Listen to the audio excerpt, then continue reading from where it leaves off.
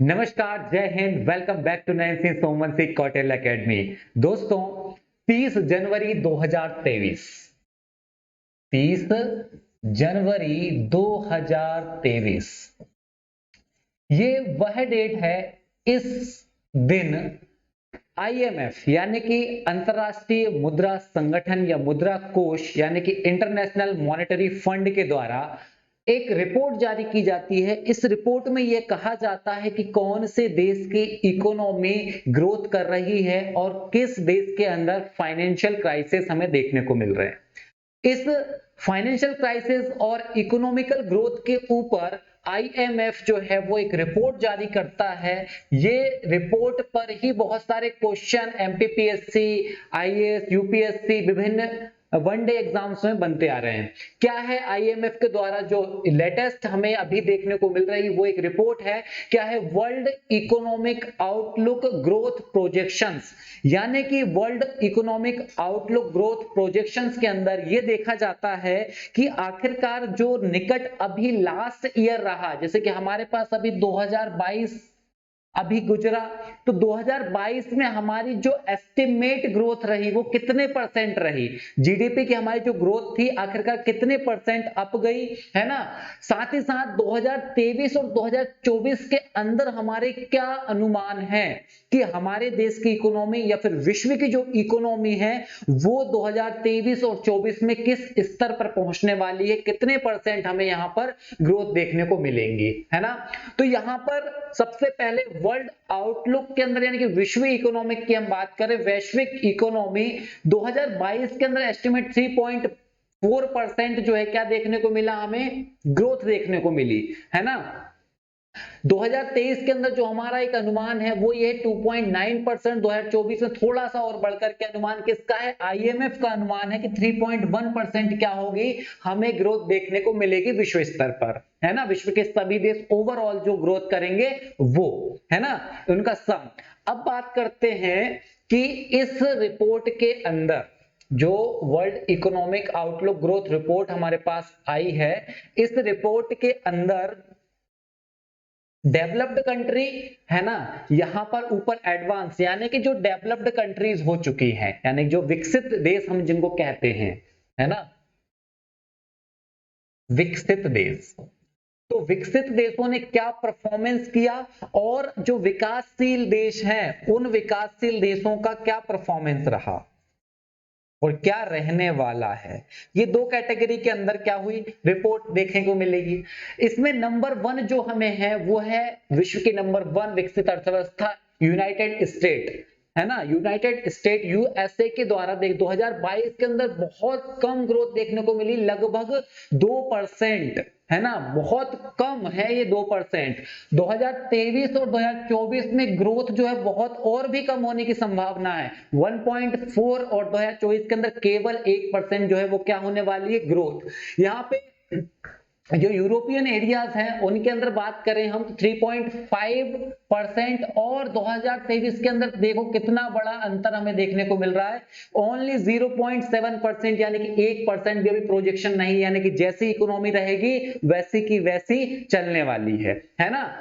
इसके बाद Germany, France, Italy, Spain, Japan, United kingdom, Canada और जो दूसरी अदर एडवांस्ड यानी कि विकसित इकोनॉमी है उनके भी लगभग लगभग क्या आंकड़े हैं। हम यहाँ पे पर्टिकुलर किसी देश की बात नहीं करते हैं, ओवरऑल बात करते हैं, विकसित और विकासशील देशों के बाद भारत की बात करेंगे।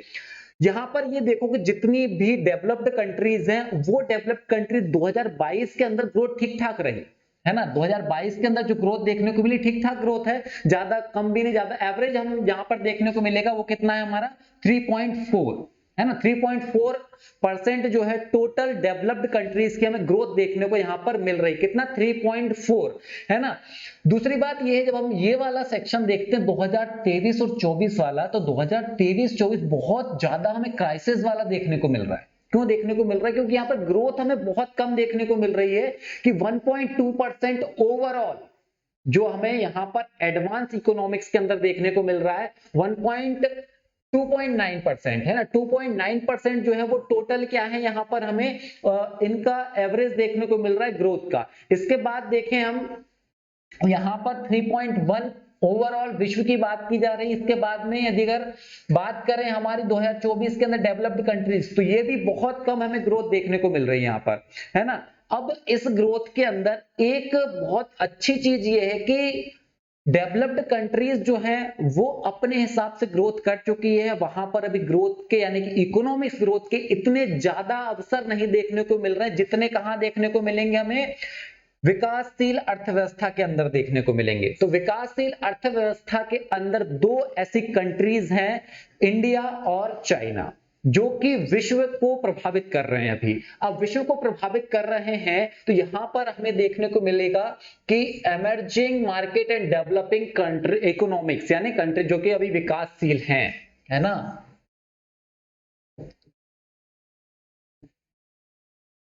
अब ये जो विकासशील हैं, तो विकासशील के अंदर एशिया के अंदर बात करें तो एशिया के अंदर जो कंट्रीज हैं उन कंट्रीज टॉप पर अभी कौन है, जहां पर जिसकी इकोनॉमी अच्छी है, ग्रोथ है, जहां पर बढ़िया सब कुछ हो रहा है, वो है चाइना। नंबर सेकंड जो है वो है इंडिया।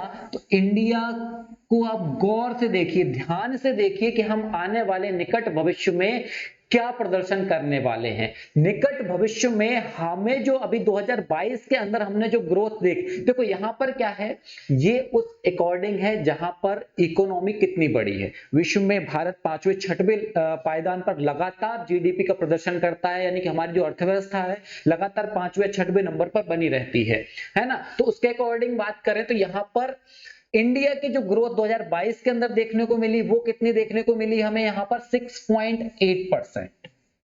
इसके बाद देखा जाए 2023 के अंदर 6.1 और 2024 के अंदर 6.8% इकोनॉमी को ग्रोथ देखने को मिलेगी, ऐसा आईएमएफ का अनुमान है। ये अनुमान बहुत ही पॉजिटिव रहने वाला है इंडिया के लिए। क्यों रहने वाला है पॉजिटिव इंडिया के लिए, क्योंकि आप यहां पर ये देखिए कि एक भी कंट्री ऐसी नहीं है जिसके पास लगातार तीनों 2022, 23 और 24 में ग्रोथ जो है लगातार 6 से प्लस है। केवल एक ही कंट्री आपको ऐसे देखने को मिलेंगी, वो है सऊदी सऊदी अरब, है ना। जहां पर क्या है 8.7% ग्रोथ हमें देखने को मिली 2022 के अंदर, लेकिन अभी जो देखने को 2023 के अंदर यहां पर भी ग्रोथ कैसी अनुमानित की गई है, काफी कम अनुमानित की गई है। यानी कि इंडिया की जो ग्रोथ है बहुत अच्छी होने वाली है, बहुत शानदार तरीके से भारत जो है अपने कदम विकसित राष्ट्र की ओर बढ़ा रहा है। तो भारत की बात करें तो भारत का जो सपना लगातार रहा है, हर एक नागरिक का सपना जो लगातार रहा है, ना केवल सपना रहा है बल्कि हम हैं जो विश्व गुरु का हमें दर्जा प्राप्त हुआ है, उस विश्व गुरु के दर्जे को हम अब क्या कर रहे हैं, और अधिक बढ़ा रहे हैं और अधिक उसको प्रूफ कर रहे हैं। क्योंकि जहां पर संपूर्ण विश्व की बात करें, संपूर्ण विश्व में एक भी कंट्री हमें ऐसी नहीं दिखाई दे रही है जो कि लगातार ग्रोथ कर रही है।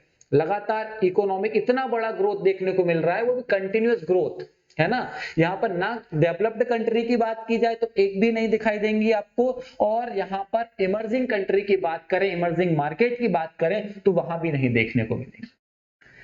लगे हाथ रशिया की बात कर लेते हैं। यूक्रेन और रूस का इतना बड़ा इफेक्ट पड़ा है रशिया खुद पर कि यहां पर इसकी खुद की जो इकोनॉमी है वो कितनी रह गई है, -2.2% ग्रोथ दिखा रही है, यानी कि लॉस में गई है यहाँ की इकोनॉमी, है ना। तो हम जो बात करते आए थे कि हमारी कुछ पंचवर्षीय जो योजनाएं थी वो भी कैसी रही, ग्रोथ कम हुई, क्योंकि हमारे यहाँ पर इंडिया और चाइना, बात करें पाकिस्तान की तो इनके साथ भी युद्ध चले हैं, है ना। इसकी वजह से क्या रहा था, हमारी पंचवर्षीय योजनाएं जो थी वो फेल हो गई थी।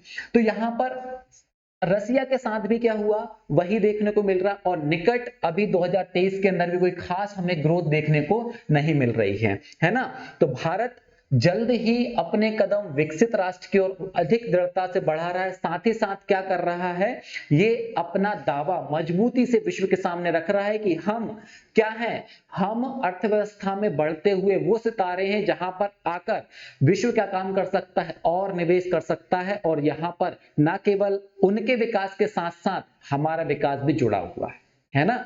तो यानी कि भारत क्या है, अपने विकास को तो दर्शा ही रहा है, विश्व में भी अपना योगदान दे रहे हैं, है ना। तो ये थी आपकी वर्ल्ड इकोनॉमिक आउटलुक रिपोर्ट, जो कि किसके द्वारा जारी की जाती है, आईएमएफ के द्वारा, इंटरनेशनल मॉनेटरी फंड के द्वारा आयोजित की जाती है या फिर निकाली जाती है। ठीक है, तो यानी कि भारत की जो इकोनॉमी है बहुत स्ट्रांग होने वाली है, तो सभी लोग अपना और अपने परिवार का क्या रख सकते हैं, यहां पर आश्वासित कर सकते हैं कि हम क्या हैं, एक विकसित राष्ट्र की ओर बढ़ रहे हैं।